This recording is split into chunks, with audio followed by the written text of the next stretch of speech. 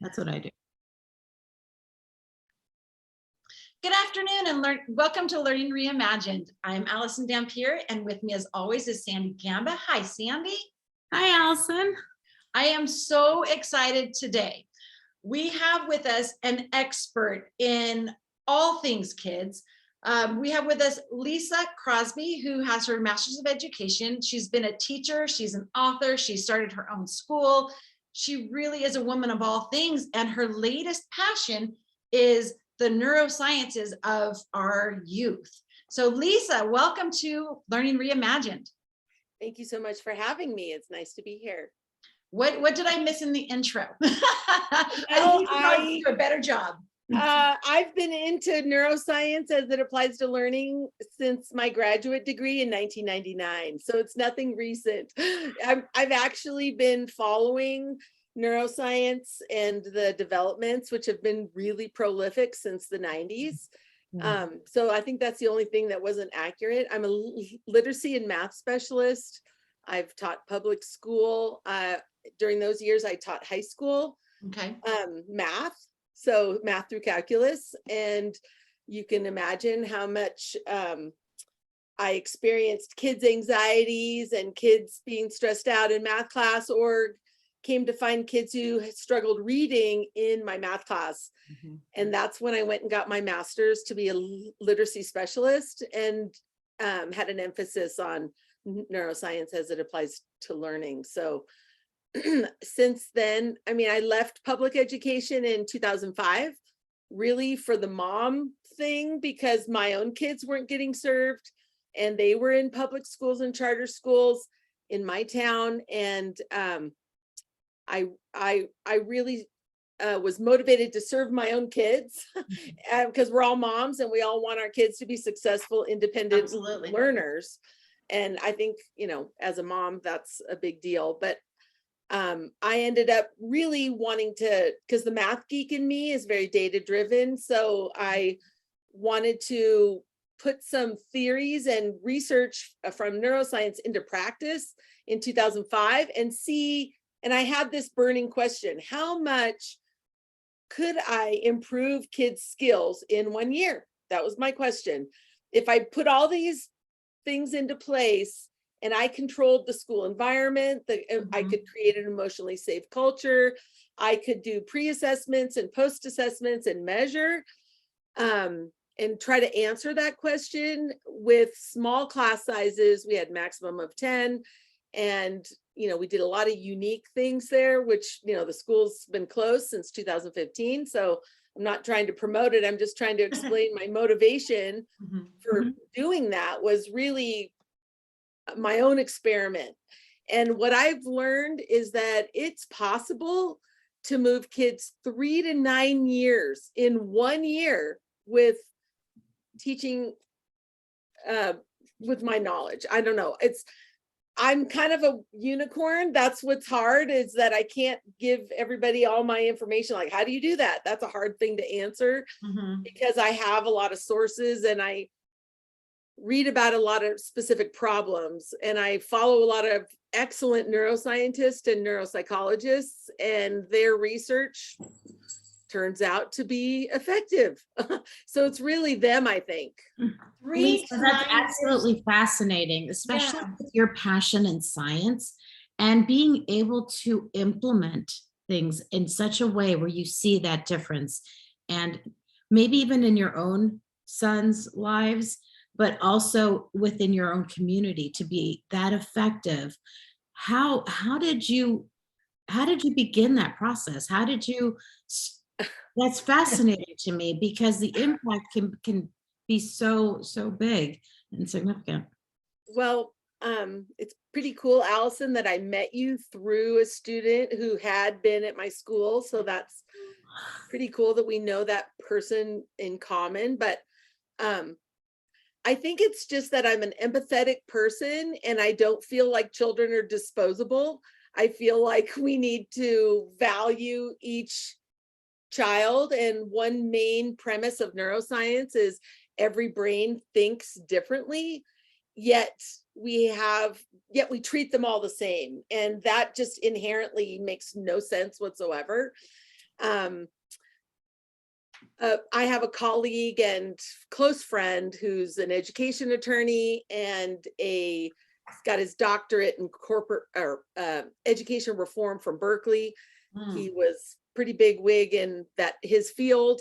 He served as president of my board for 10 years, volunteered like he's an angel on the planet. We might want to get his name and number for the podcast too. Education reform. Well, unfortunately, he's struggling with some health issues, so I'm going to protect him for a minute, but we are collaborating on my new book. And I just want to say that he gave me an awesome analogy this morning in our chat. He said, you know, would you support medical or healthcare if anytime you needed a medical issue, you were checked into the hospital for 12 days, you were put through the exact same series of tests as everybody else, and you know, had to commit to 12 days. Like if you're sick, you're going to go to school or you're going to go to the hospital for 12 days, go through the same series of tests. Everybody will be treated fairly. Would that be a medical plan you'd like to subscribe to? No, but that's what we do to our kids. Right. We put them in school for 12 years. We give them all the very same protocol and we're treating you fairly. And doesn't that bring that little point home? It doesn't really make sense what we're doing. And I know the pandemic was pretty tough on education, but what I think it did is helped parents have a paradigm shift to more of the reality of the problems. But if you look at the data, American education has been in decline, a steady linear decline for 30 years. Wow. So the pandemic just made people aware of the existing problem. It didn't cause the problem. It didn't exemplify the problem. It isn't the problem. It kind of like was the Wizard of Oz where you reveal behind what's behind the curtain, right? Oh my God, everybody saw a little bit behind the curtain and they were shocked at what they saw. And so I feel optimistic because of the paradigm shift parents have had. And that's who I'm writing to in my book, my next book. That's fantastic. And you already see it starting to shift. I'm sure you're familiar with what's going on in Arizona with their ESA program, and now they've just expanded the ESA program. And so school choice, we talked about it at one of our previous podcasts, school choice has it's in the news, you know, and in Arizona, their ESA programs are throughout the country, but Arizona's is really taking off, and they have expanded it now to the state and to a lot more, many more students are now qualified for this.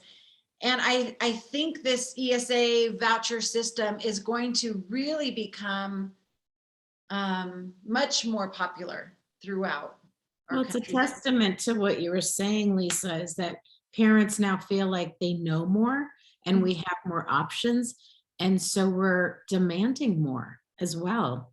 And we have one shot of being good parents and trying to do the best we can for our students. And so it's just being able to provide those options.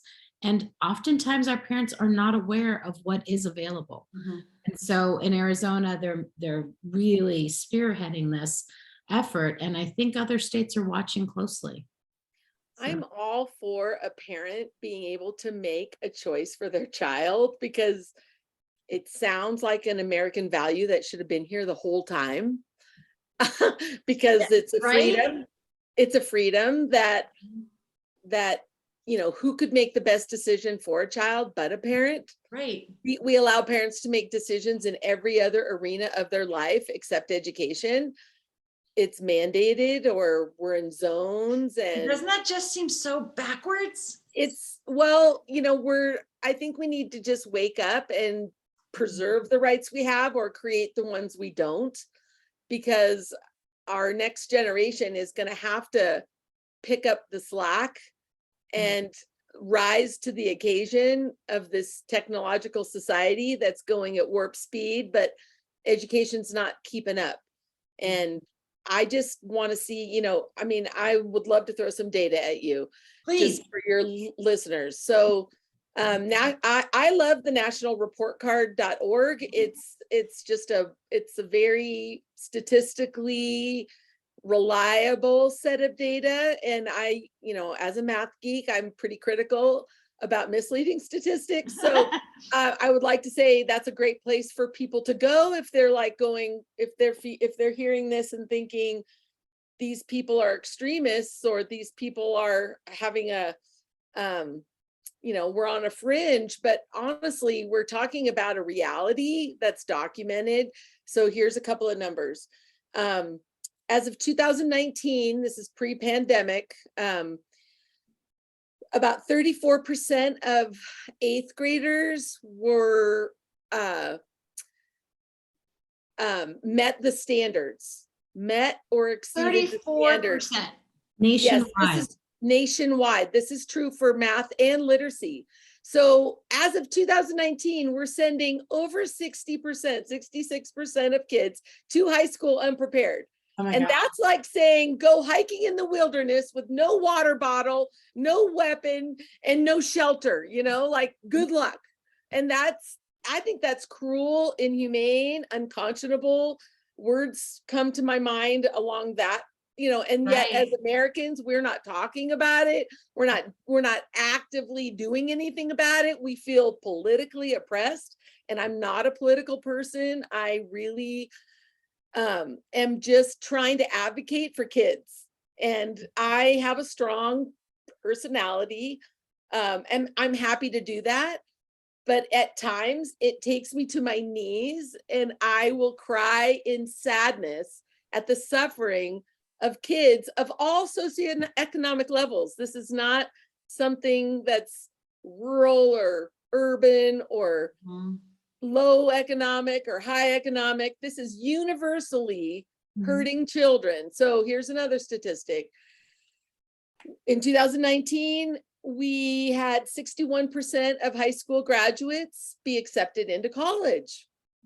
Okay, well then academically, only 31% of those were academically prepared.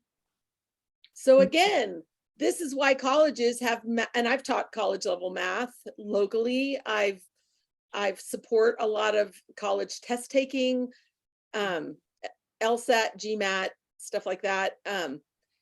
And I work with people one-on-one, and I'm thinking, how are you even in this program when you don't know X, Y, and Z? Like, we have a lot of work to do. I'm helping nursing students going back to school. I mean, my client base goes from preschool to college, with lots of different academic challenges. And I love that about my job.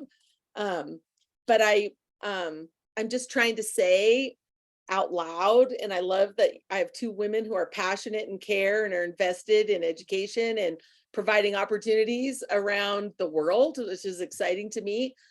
So I'm just feeling like I have to try to accurately convey that we're not doing right by our kids, and something has to change. With that statistic, going back to the 8th graders not being prepared for high school, 34% meet the standard, which is like an 80%, 75 to 80% ability of what's grade level. So that, so that's like, we're sending them into high school curriculum because we have a product centered system, and they're not ready for the product yet. We're going to send them.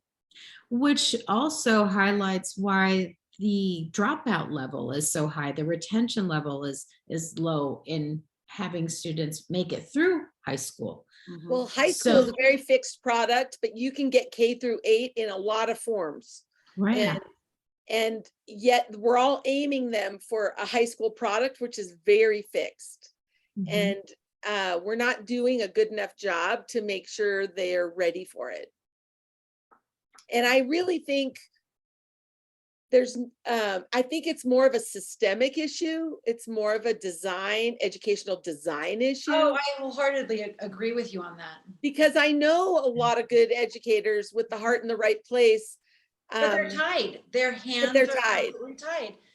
I have a great little video clip that I'd love to send you or please promote, do. but it's a middle school English teacher, someone loved and adored in Washoe County, who said, she hired me for her grandson, who she had every day after school, but you couldn't teach him to spell or write properly. And he was bright in every other way. And, I got in there and he had some really specific things that only someone with my expertise would know. A regular K-8 teacher would never have the background on what he needed. It's just not in their teacher training. And lots of well-meaning people tried to be kind and be helpful to him, good teachers. And a grandmother who's a retired English teacher couldn't touch his problem. And this is what I face all the time. I can't clone myself. I'm one person, but I feel like we could design a system where there were lots of me's for the kids we miss. And it's not like we're missing them on purpose, or we have, dumb people in the teaching role. We have a lot of caring, kind educators, but we have a systemic design problem, I think. Agreed. When couple of points on that. I've referenced this book time and time again on our podcast. It's called Dumbing Us Down by John Taylor Gatto. And he talks about how our education system was developed during the industrial age. And that's exactly how it remains. It has not been modified or revamped or anything. It's very much, you sit down when they tell you, you do math when they tell you, you respond to bells. It's industrialized. And that's not how we learn. And it's not what's best for kids. It's just incredibly frustrating that everything else in our lives have been reformed and revamped, and education, which is the foundation of a person. And it's incredibly frustrating. And that's why, that's actually why we started Advantages, was to do something different and to give opportunities to kids who don't get them in a traditional setting, because the traditional classroom teaches to that bell curve. And, not every kid fits into the box, and the majority of kids don't. And we really need to address There's nothing wrong with all the unique brains in the world, like nothing. What's wrong is how we're addressing them and how we're not meeting their needs and how we're missing opportunities. And I guess what I'm excited about, right here on the shelf in my office is all my data. And if someone wants to know, like, is it possible to get every kid to grade level every year? And the answer is yes, it is. And I feel like we can take the people that are having the successes, myself and many others. I'm bad with names, but there's a school in Texas that I'm really impressed with, run by a former Navy SEAL. Anyway, I'm going to get back to that because I actually can't quote him. I was listening to a podcast with my son driving out to rural Nevada a couple weeks ago. But there's you guys, there's me, but I think there needs to be some sort of collaboration and cohort between, I think we need to start an American summit of educators doing things differently with data of effectiveness, because I've listened to a lot of people talk about ideas for school reform, but they don't have the data of, it's ideas that have research behind it, but not data of effectiveness. Sure. But then there's people like maybe me and you who have data of effectiveness, and let's combine and redefine. We all don't have to be in our own little corner, right? Not collaborating. I feel like that is an idea I would love to explore. Because I've been, I'm sure of myself now, I've been doing this full time for almost 20 years. And with your expertise, the brains can change at any age. So whether that student is 5 or 12 or 17, how can we bring light to that? How do we have those breakthroughs? Because you've experienced them, that they're possible. How do we give hope to our parents that are listening? Something I would love, let's just talk chronologically for a minute. Don't sing the ABCs with your preschoolers. That confuses the brain and puts reading in the creative side rather than near the language center, something we do in America that's actually detrimental. I heard this from Dr. Janine Herron at a talk she gave. I'm a big fan of hers. Also check and see if your child's primal reflexes are resolved. And most people are like, what are you talking about? Yeah, what do you mean by that? Well, this is something done in Europe, in many areas. I've talked to educators in Europe, but in America, we have no idea what you're talking about. It's chapter 9 in my book. I wrote a book, The Struggling Student, the action plan for parents to unlock academic potential. So, is that your recent book, or is that your? This is my only published book, but okay. I'm in process for my second book. Okay. Yeah. So we will put a link to that book on our on all our socials. But say the title again. Chapter 9 talks all about primal reflexes. Okay. There's less than 10 of them. They're innately in everybody's. So like for example, I'll give one. The spinal galant reflex causes your body to wiggle back and forth, which helps you be born through the birth canal. That reflex needs to be gone, which is what resolved means. You kind of grow out of it.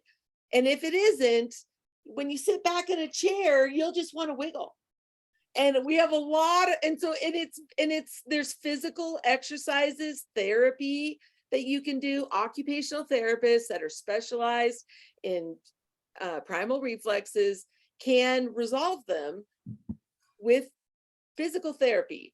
And it's simple, but if left unresolved, different reflexes unresolved will prevent mathematical, logical thinking and reading. Fascinating. And you're like, oh my God, what's happening? So, I mean, I'm always looking for that in my clients and screening for that. I'm not a licensed to that though. If a student I refer. If they're wiggling in their seat, they're going to be classified as ADHD. That's right. But it could just be an unresolved reflex. Interesting. So that's like something for parents to look for. They should all be resolved by the time they're 2.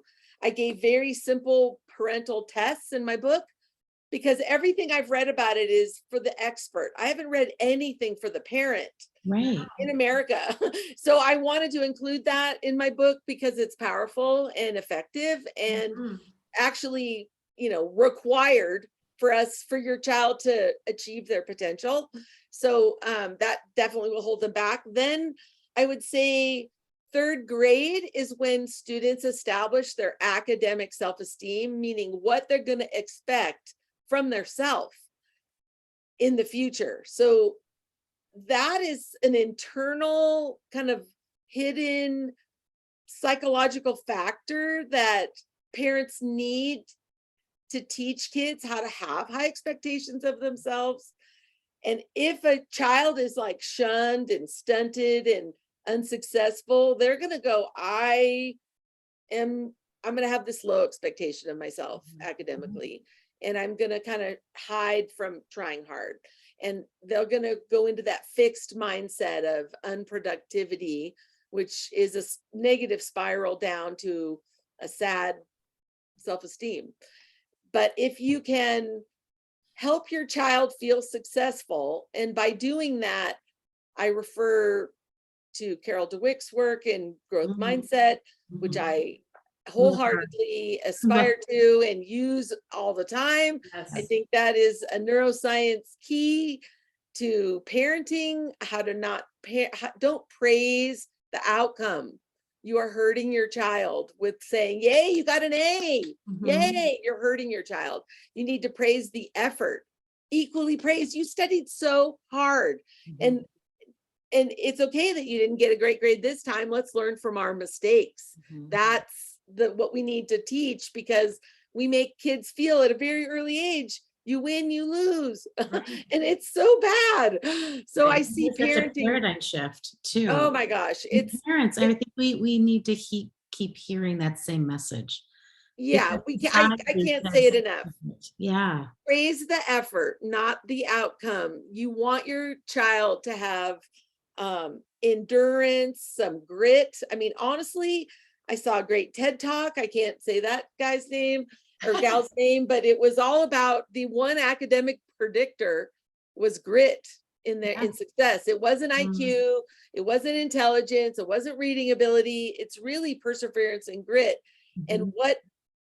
what grows that in a little human is to make them proud of their efforts and Yeah. to learn from their mistakes. So another thing I would say is spelling is the leading literacy indicator. So if your orthographic knowledge or spelling knowledge is behind grade level, it will hold every other. There's 11 aspects of literacy. It's not just reading and writing, it and spelling. You know, there's a lot of little things that that I checked for, and they need to be in concurrence. They need or concordance, excuse me. Right. They need to be in concordance to help grow and respond to curriculum and uniformly grow. I'm talking comprehension and just everything that's involved in being literate. Mhm. And if they're missing something in that early orthographic knowledge, really K through 3, they're learning all their short vowels, they're learning their long vowels, and they're learning their vowel pairs and digraphs and blends. If they're missing anything in that, they will forever be behind and struggling to grow. And, you know, American newspapers are written now at 6th grade reading level because that's where most of adults are. Yep. And that's a sad thing to say out loud, Mhm. that's, you know, that dumbing down of America idea. You kind of wonder, I mean, I can't help but wonder with all the research I know since the 90s, is it purposeful?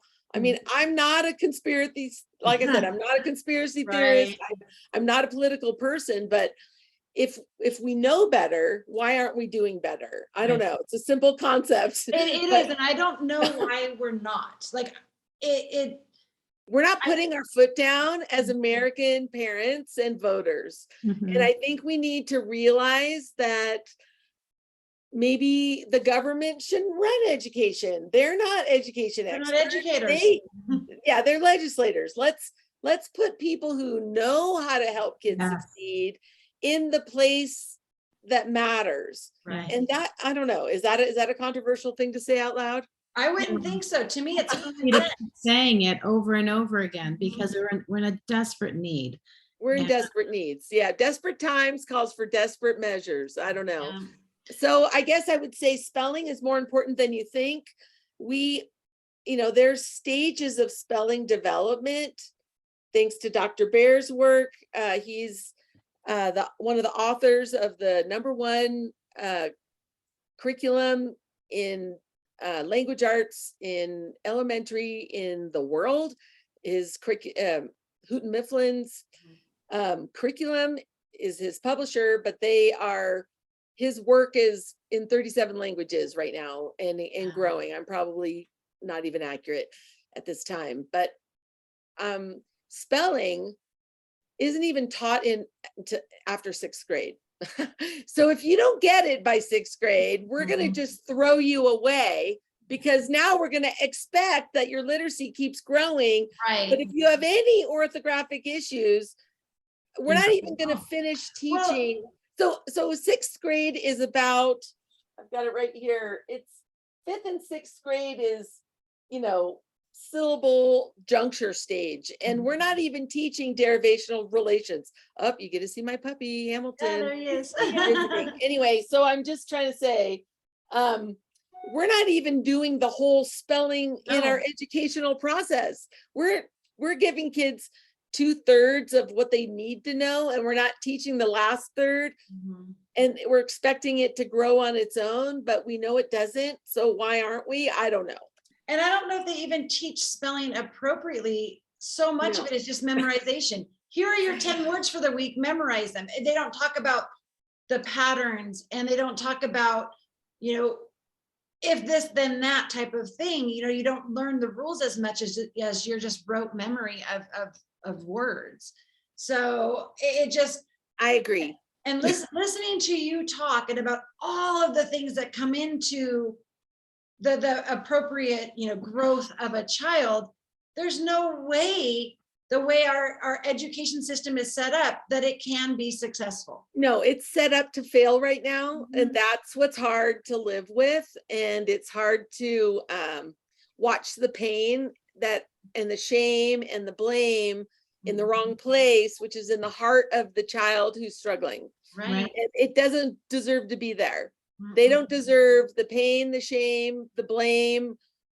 They are reaching out with their bad behavior. Every bad behavior from a child is a cry for help. Yep. I like to say that to parents. A lot of parents will tell me, oh my gosh, you brought my family back. My child is who they are. Our whole family has changed because we don't have one suffering member. I love it. It's transformational. It is. Just, It is. And that's when you know you're doing something right. When we first started our school, we were like, oh, is this going to really take off? Are we doing the right thing? And one of our very first students, his name was Logan. And Logan was kicked out of 2 or 3 different high schools. He was categorized as like the troubled kid. So every teacher accepted him as the troubled kid and treated him as such. And when he came to us, it was like a last resort. We were brand new. And the mom's like, I don't know what else to do. After maybe 3 weeks with us, the mom called us crying, and I will never forget this day. And I'm like, oh my gosh, what's going on? She goes, I just want to thank you. You gave me back my son. And at that point, we were like, we're doing the right thing. It makes a difference. And we were able to look at this boy for what his strengths were and what his hindrances were. And he was severely ADHD, severely. You could see it in the patterns and how he approached his schoolwork. He'd spend 30 seconds here, a minute over here, and he was jumping around all over the place. And if you're in a regular classroom and that's how your mind is working, of course you're going to get pigeonholed as, off task, distracted. And so once that kept happening, then the bad behavior follows. And so when we were able to just separate all of that and really look at the child, it was just transformative, and so I think the work you are doing is so important. And I wish we could clone you. I know.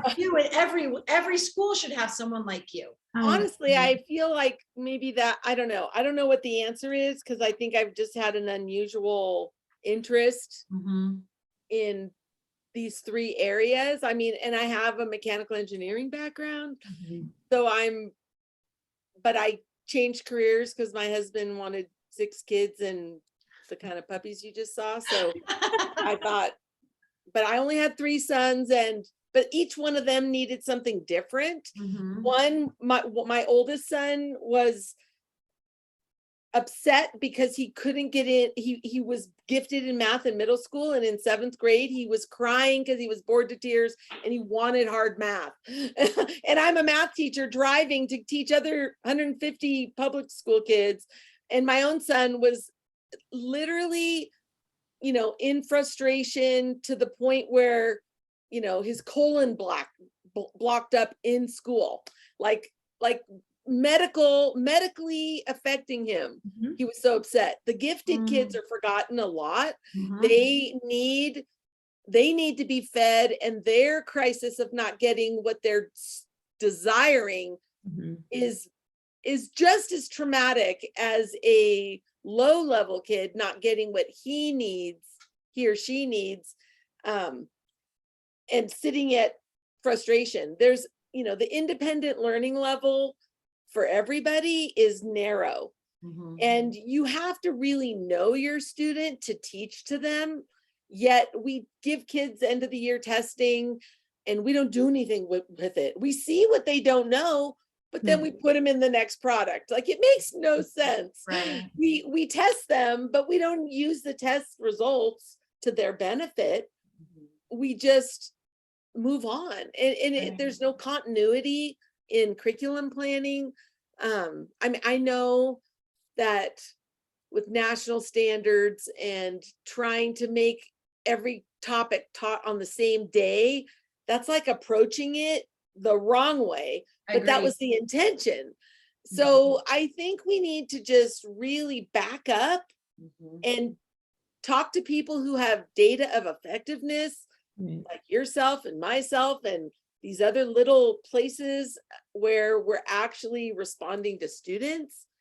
And, you know, like the world has to change. And I don't know, I'm like, it's like my life's mission to do something. And I'm pretty excited to talk about it on your podcast and just help parents realize that maybe they need to look beyond their child and blaming their effort and causing that family discord, because there's what we call in statistics confounding variables, things that you can't see that are affecting why your child is struggling. Right. And it's probably not your child.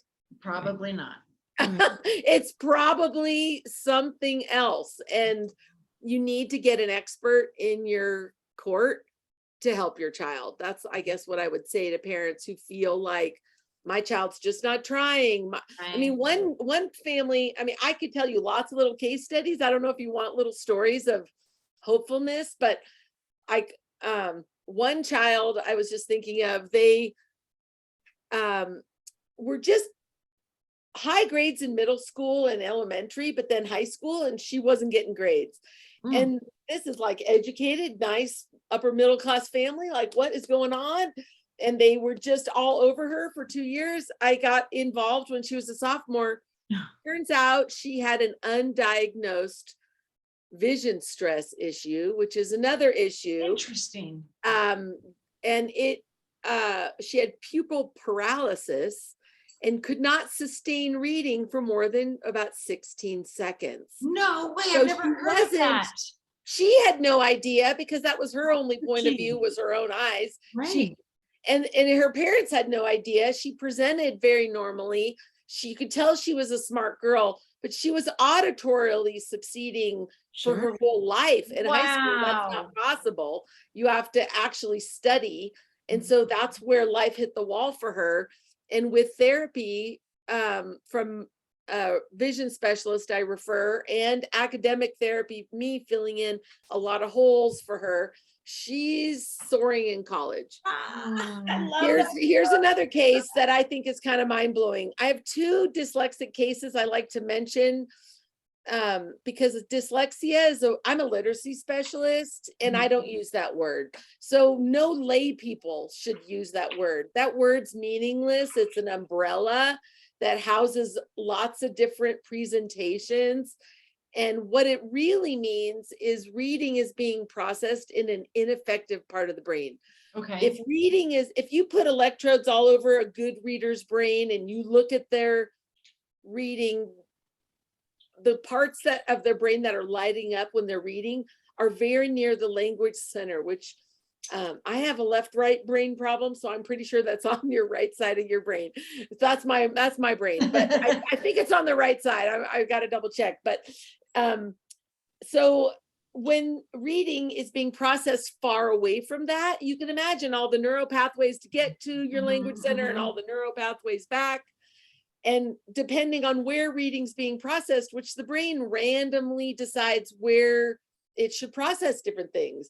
And it tries to categorize, but you can see why singing the ABCs is not a good idea, because that's the creative musical side, which is very far from the language center, which is what we do to American kids, all of them. Wow. And so I would like to kind of say to preschool teachers, talk about the ABCs, but use their letter sounds, like call the letter A, and call the letter B, buh. Don't call them A and B, because the brain doesn't recognize that as language. So these are things I've learned from neuroscientists. This is not just my weird thoughts. These are proven things from people who study the brain. So anyway, I met a 4th grader who only wrote 2 and 3 letter words, and not even accurately, couldn't do an or on or no accurately. And things were, very dyslexic. In 4th grade, non-reader, couldn't read his own handwriting when he tried. It was phonetic, but no one could read it. It was severe. He's now a freshman in high school. Last night I tutored him in chemistry. He got an 87% on his test. It took me 4 years to get him to grade level because neuroscientists like Dr. Janine Herron and others, she's my favorite, I love to promote her, have taught me how to move reading closer to the language center of the brain. That's possible. Wow. I know how. I do it all the time. So just because a brain initially tries to use an inefficient part, you can teach the brain how to move that. So if I know that from reading research, I actually don't have any formal education in neuroscience, but I attend neuroscience conferences and I follow journals and I seriously read that for fun. That's like what I do. So fascinating, and it's so pertinent. And so like and so that student is now a sophomore. He's in my SAT prep, and I'm pretty sure I'm going to predict an athletic scholarship for him. So we're going to be ready with NCAA standards. And his life has changed. He doesn't fear school. He's succeeding. And it warms my heart. I'll be seeing him this evening in SAT prep. But I have another student recently who I pulled her out of school in 7th grade. I started supplementally helping her in 6th grade. Again, 1st grade skills. People called her dyslexic. She presented very uniquely. I feared some processing issues that might be permanent, but turns out there was only one little processing issue that I had to teach her how to work around. So you can work around processing issues with other strategies. So even when it's a permanent processing problem, I still say to parents, don't take a label as some death sentence, academic death sentence, which is kind of how people give it. Oh, this has this label and you're stuck with it. No, that is not true. I have proven to myself that there's no human I've met who's unteachable. Like if you're human, oh my God, you're born to learn. So it's we have this image that, so anyway, this girl was in 6th grade. She's now a high school freshman. Her ITBS, the Iowa Test of Basic Skills, highly revered. It's the one I've used because everyone values it and it's so reliable. I really think it is. Homeschool people use it, public schools, private schools, and I love their database. So she scored grade level or higher at the end of her 8th grade year. And I did have her full-time for 2 years. And she is now off on her high school journey without being a problem. And there's a picture of her dancing on my website with her surprise graduation we did in her backyard in her cap and gown. I love it.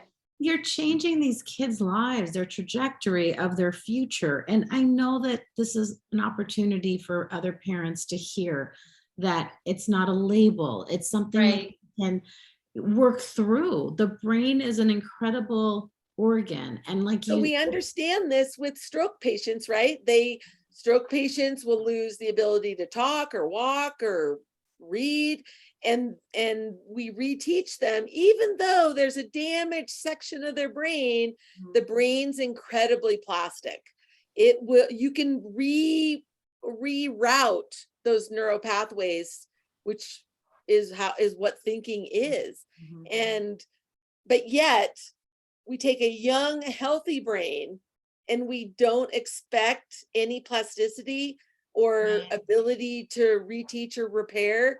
And that's the crime. Therein lies. It's easy to slap a label and categorize. It's lazy, it's wrong, it's inaccurate, it's criminal, it's appalling. I don't know, whatever words we want to say. There's a lot of this. I honestly, listening to you and just thinking about the state of our education system, I really think the reform needs to start in teacher education. I think if we start there and bring in some of the neuroscience aspect of it. So I remember teaching, I taught at the university. It was like the art of teaching math, the art of teaching reading. There was not any neuroscience about it at all.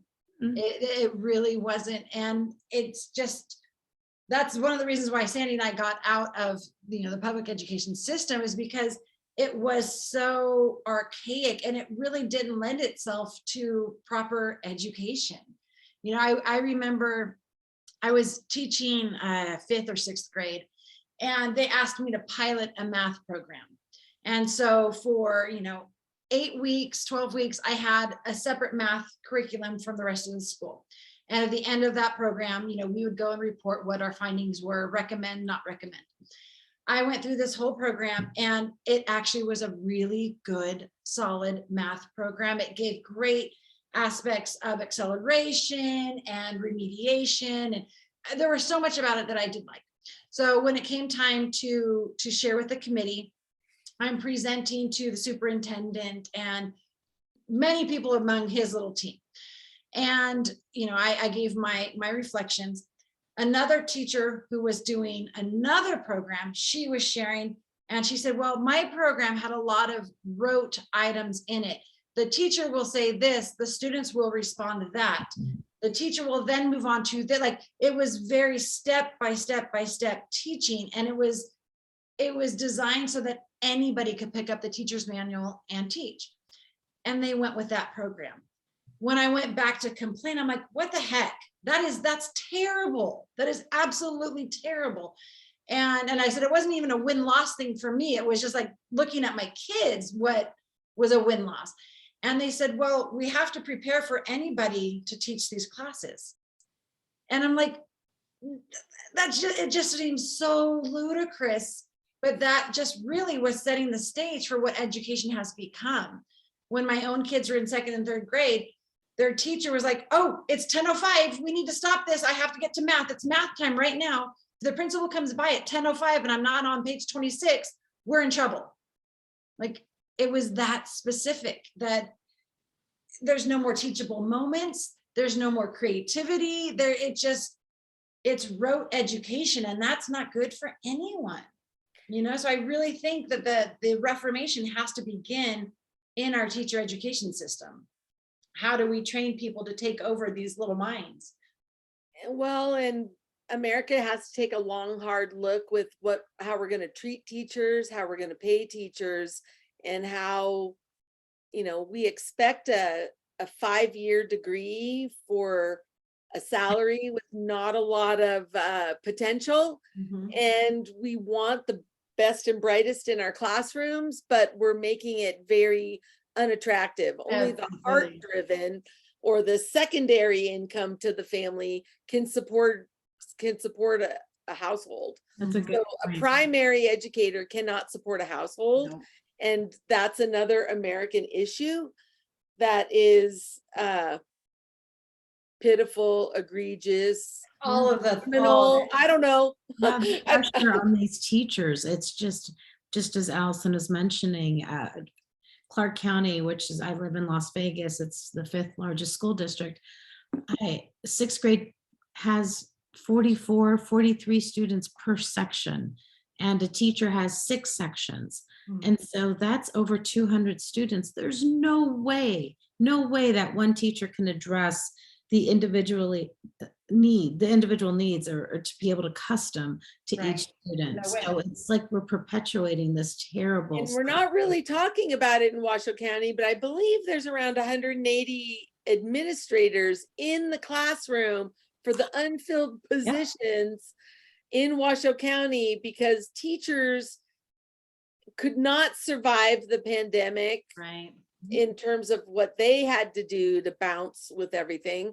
And, just, I think functionally, a lot of people left the profession. Yeah. And, it is time for education to evolve. And it's a big machine. It's a political machine. Yeah. But I would like to just appeal to the fact that we're all parents. We all have children or grandchildren. And like I said earlier, if we know better, we need to do better, or Mhm. shame on us. Yeah. So I don't Your know. vision has been so insightful, and I love the interdisciplinary views that you bring Right. because they provide so much light Mhm. and be able to process this information that otherwise we just look at things in a vacuum and it doesn't share the whole story. This Right. allows, I wish we could clone you because But since we can't, we can share your book. So one more time for our listeners, the title of your book. It's The Struggling Student, the action plan for parents to unlock academic potential.